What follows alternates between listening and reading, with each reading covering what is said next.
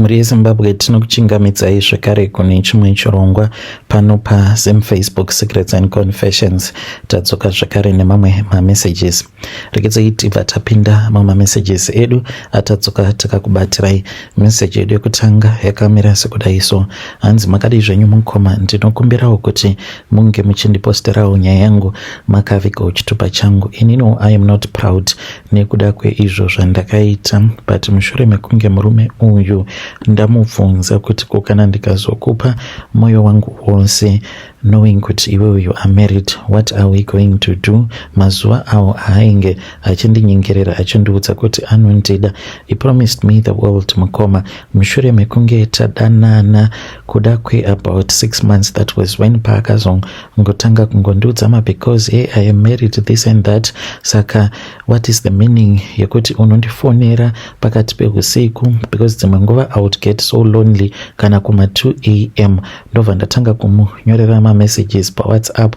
Ndozokumesedzera ndava kuita wekufonera ndichida kuti ange achingodavirawo kana message kana 1 ndinge ndichikwanisawo kurara, because apo paainge achindinetsa he made sure kuti he would make time for me. Aitotaura neni kunyange ari kumba, but soon after ndabvuma ndarara naye ndopaakatanga kungondiudza because kuti kana ndiri kumba haufaniri kuti unge uchindifonera kana kundisendera messages. The pain yekuziva kuti uri kudanana nemurume wemunhu zvakangooma hazvo mukoma. So this guy takasangana mushure mekunge nerimwe zuva murungu wangu akati ainge achida kuendesa rimwe bhiza rake kwaveterinary, ndokubva tachizoti taenda kuya ndopandakabva ndachizosangana naye, then akabva angondikumbirawo mafone numbers. Iye ainge aunzawo kamwe kambwa kake epet that belonged to the wife.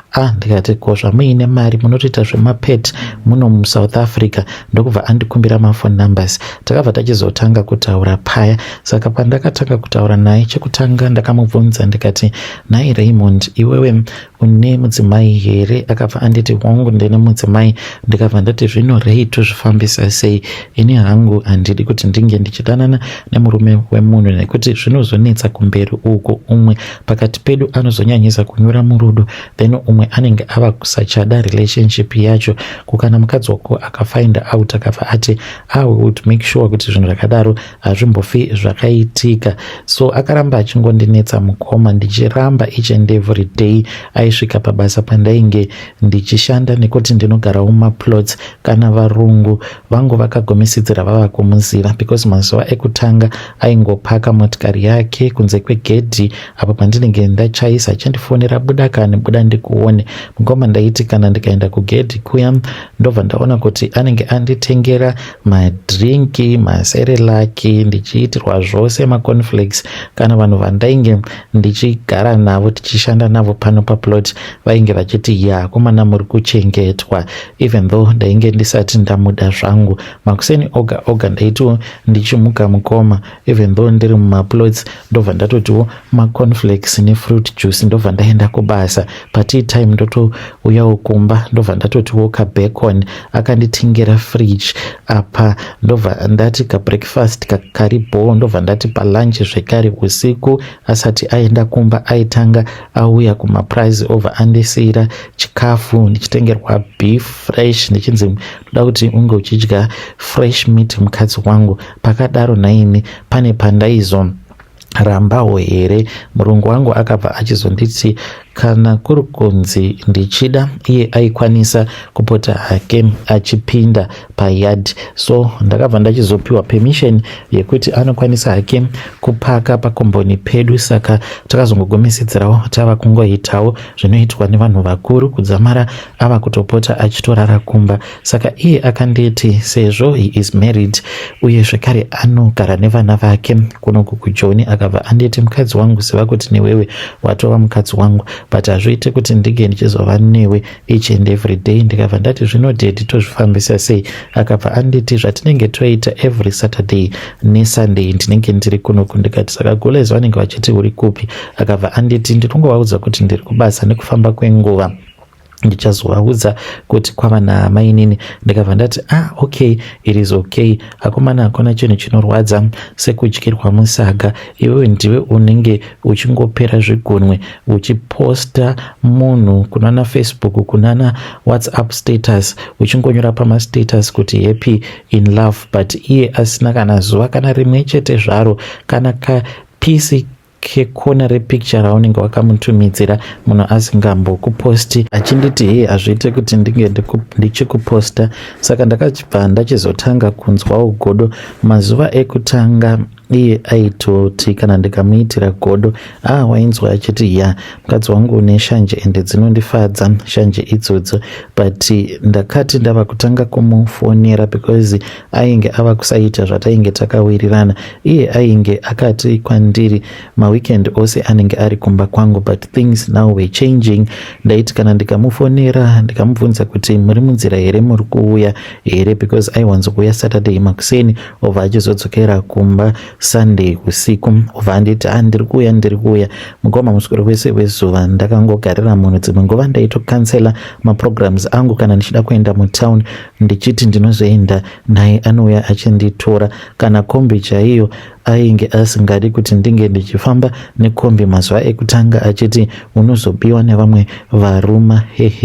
Varume ava mukomanashi vakaoma kani. Kana achida kukubhilivhisa anokuudza zvose, because panguva yacho iyoyo ndaiita kuchengerwa. Munhu aikwanisa kungogaruka asvika pamba kana kuma 10 PM obva anoka, obva anditi vhura dho, toda kuona kuti unani, obva adzokera zvake kumba kwake. Foni yaingogara iri mumaoko ndichifonerwa.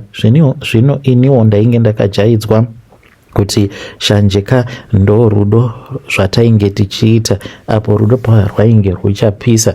But akazoti vakuboekana neni. Ndaiti kana ndikamufonera usiku mangwana acho makuseni ndaiswera muswero wese wezuva ndichingoyeredza misodzi nekuda kwekutukwa uko kwandinenge ndichiitwa, ndichinzi hauna kukwana, unoswera uchindifonera usiku, unoda kuti ndinge ndichiita sei? Iwe unozviziva kuti I am married. Mukoma kuva small house zvakangooma hazvo. Unenge uchiitirwa zvaunenge uchida, chikafu unenge uchitengerwa tumagrosari, but munhu anokuona nenguva iyo yaanenge achinzwa kuda.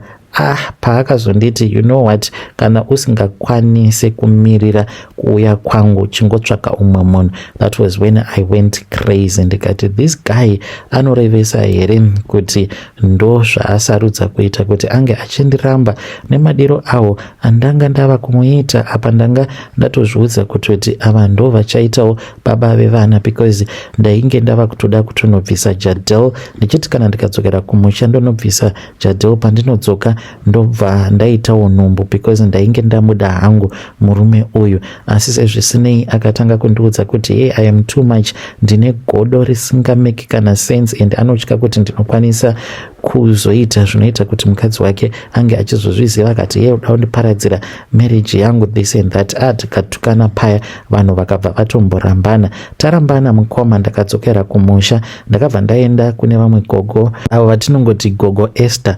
Vainge vari shamwari yagogo vangu vakazoshaika, but vanogara kuEpworth, ivo ing'anga.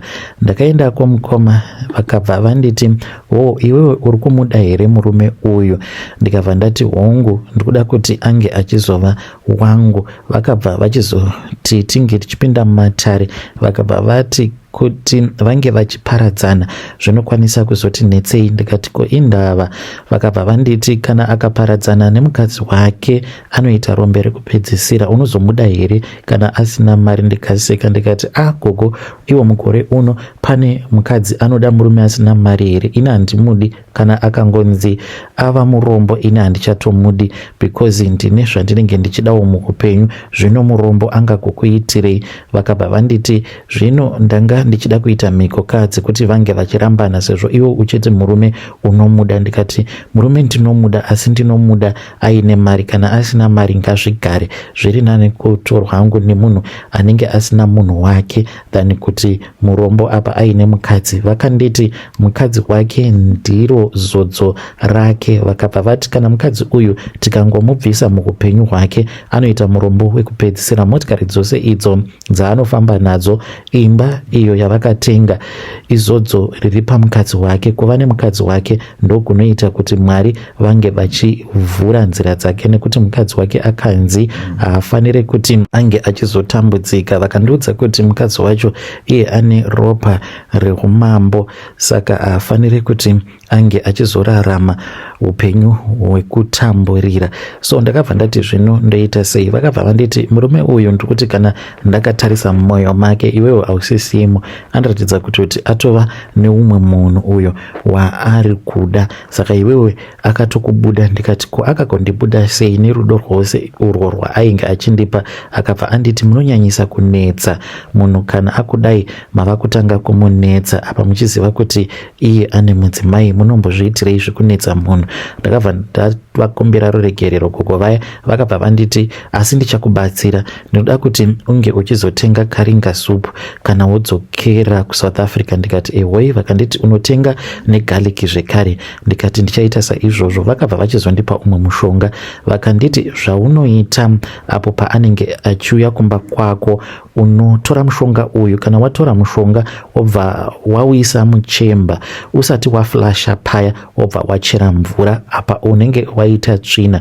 Unenge uchichera mvura, uchichera mvura kudaro unenge uchiisa muchijagi. Vane jagi replastic iro ravakabva vachizondipa, vakanditi unoisa mujagi umo, then mvura iyoyo ndiyo yaunobva wachizobika nayo. Imwe yacho unoisanganisa nemvura inenge yakachena, ndiyo yaunozomupa kuti ange achizonwa. Ndakadzoka kuSouth Africa ndaingovafonera ndichiti he is ignoring my calls, this and that. Vakanditi ramba wakashinga because mumwoyo make wanga watobuda. Saka akabva achizouya, ndakamuti chingouyai kuno tinge tichitaura tose, kana kuri kuparadzana tobva taparadzana mune zvakanaka, plus mune hembe dzenyu dziri kuno, ndoda kuti munge muchizodzitora. Akabva ati it is fine, after work kana ndikawana nguva ndinouyako ikoko. Asi akazouya kumba iri Sunday yacho, akauya kumasikati. Saka paakandiudza kuti ari kuuya, ndakamuti handina kana kumbodya kubva makuseni nekuda kwestress dzangu dzandiinadzo dzekuti zuva rino ranhasi ndokupera kwelafu yedu. Akabva ati saka ndokuvigira chii? Apa ainge achitotaura zviya zverafu. Ndikabva ndati kana muchikwanisa kunditengera nyama yakagochwa. Akabva ati bo. Ndokubva auya. Ini ndakafanirwa kubika supu yangu uye zvekare sadza. Ndakashandisa mvura yemutoilet. Ndakaenda mutoilet ndikanoita tsvina. Ndisati ndaflasha ndikabva ndatora kapu ndikabva ndatanga kuchera mvura mutoilet muya, asi ndainge ndichimeka sure kuti handizocheri zvekare netsvina iya. Ndaingochera mvura chete ndichisa mujagi, ndokubva ndachizotanga kubika hangu sadza uye zvekare ndikabika supu. Vakauya nenyama yavo yakagochewa. Ivo gogo vakandiudza kuti sadza iroro ndaifanira kutoti ndinge ndichitorimonza chaizvo kuita sekunge ndatoribika nemvura yakachena. Vakanditi usasema, nekuti kana ukangosema chete ndokutokusema kwaachazotanga kuita, asi kana ukadya uchiratidza kufara, kana iye mwoyo wake uchabva wachizochinja. So akasvika, ndainge ndatopedzawo kutobika, ndikabva ndachizotumidzirwa meseji. Vakabva vanditi musati mataura zvakawanda tangai madya. Saka akabva anditi shamari ndiri parani, ndoda kuti ndinge ndichidzokera kumba. Hembe dzangu dziripi? Ndainge ndatodzipeta peta hembe ndakadziisa pamubhedha. Then ndakabva ndati zvino zvandabika plus ndine mastress, ndava nemazuva ndisingadyi. Kana mukangoenda ndinokwanisa kusara ndikazviuraya, chimirai ndinge ndichidya. Ndakabva ndatora chistuu ndikabva ndagadzika sadza, ndikatora macheya ndokubva ndati ngatidyei. Iye akati ndakaguta. Ndakangoti chingonhongaiwo kuti ndinge ndichikwanisa kudya, tarirai kuonda kwandaita. Akabva nditi wapera wena. Ndikabva ndati mastress awo amuri kundipa handisi kana kumbodya. Then ndokubva ndatanga kudya. Iye akatanga achanhonga nyama iya. Mukoma ndakabva ndatanga kuita naye nyaya, ndaitoda kutoyeredza misodzi ndichiti saka munhu uyu asvika pakundibikisa sadza nemvura yemuchemba mushure mekunge ndazvibatsira ndisati ndaflasha, yarudo runorwadza zvechokwadi. Ndokubva ndatanga kudya paya ndichifara. Akangonditarisa ka1 ndokubva abuda panze. Ndakati zvimwe kuda munhu ari kuenda kunorasa zvake mvura. Saka ndakabva ndachizodongorera nepahwindo ndikabva ndaona munhu akagara mumotikari achichema. Ndikabva ndafonera gogo, ndikabva ndati gogo, ndozviri kuno, munhu uyu abuda panze but ari mumotikari ari kuchema. Gogo vakabva vatanga kupururudza vakati mari yangu ndoida, ndikuda kuti unditumidzire mari ndimbotenga shuga. Ndisati ndakambodya mari yako kaiwe waingodya mari yako uri wega, munongodya mari muri vaviri naamai vako. Tahwina muzukuru, zvaita usakanganwa kuti nditumidzirawo mari kana wapiwa mari. Ndikati achandipa mari, vakanditi ndiri kutoona mari mazakwatira mwanangu, ndiri kuona uchifamba uri masuweji, zvichireva kuti nhasi anokupa mari yakawanda chaizvo. Ndokubva achizouya, akauya ipapo ndainge ndagara pambedha zvino ndichirongedza hembe dzake mukabhegi. Akauya ndokubva anditarisa, ndakaona kutoti maziso ake ainge akatsvuka akatozara misodzi, akatanga kuchema. Akabva anditi uya pano mukadzi wangu. Ndokubva tamira paya takatarisana, zvikabva zvanzi mukadzi wangu undiregerere, ndainge ndiine confusion, ndinokuda, asi amai guru vako hazviita kuti ndinge ndichivasiya.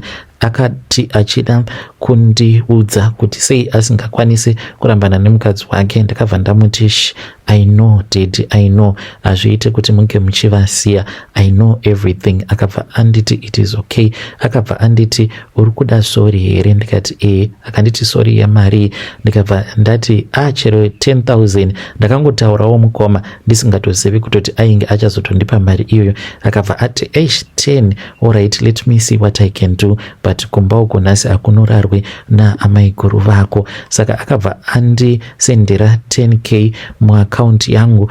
Gogo ndikabva ndachizovatumidzira uri musi weWednesday. Ndakafara chaizvo.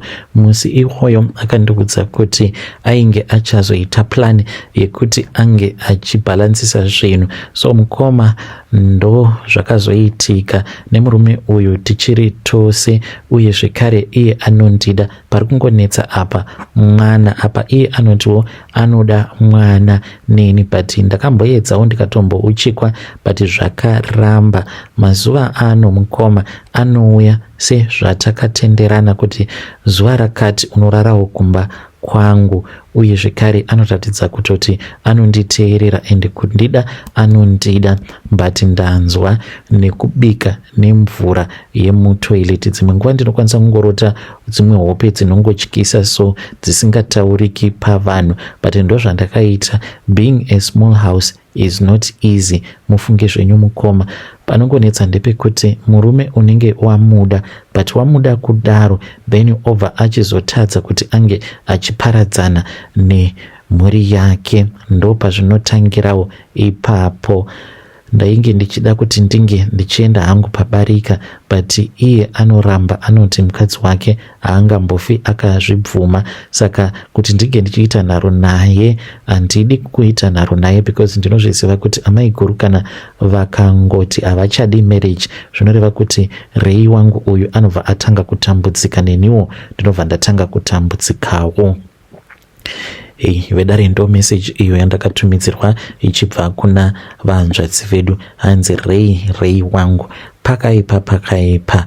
Ngatizamei kuti tinge tichitaura navo mucomment section. Rekedzai tibva taenda panyedu inotevera. Nyedu inotevera yakamira sekudai so.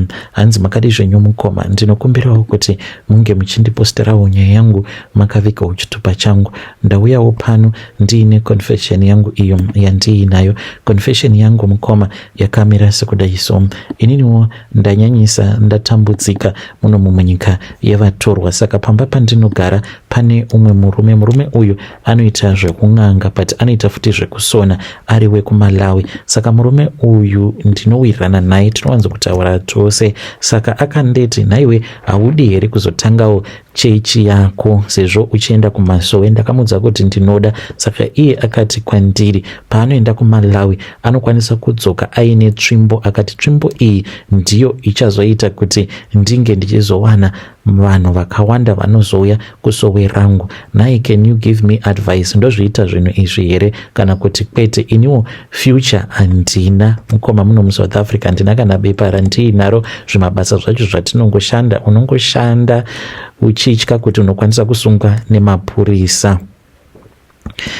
mhuri yeZimbabwe ndo message iyo yandakatumidzirwa ichibva kuna mukoma vedu. Zvakangooma hazvo vedu we, hanzi muno muSouth handina kana future, ndinongoshanda ndichitya kuti zvimwe kuda ndinokwanisa kuzosungwa nemapurisa. Strange things indeed they do happen in this world. Zvakangooma hazvo vedu we, ngatisanganei zvekare mune zvimwe zvirongwa zvinotevera. Kana uine small house, I hope kuti you have learned from that confession. Hanzi wangu ndiri kumudyisa sadza kana chikafu chandinenge ndabika nemvura yandinenge ndatora mutoilet, kana mvura yandinomupa yekunwa inobva zvekare kutoilet.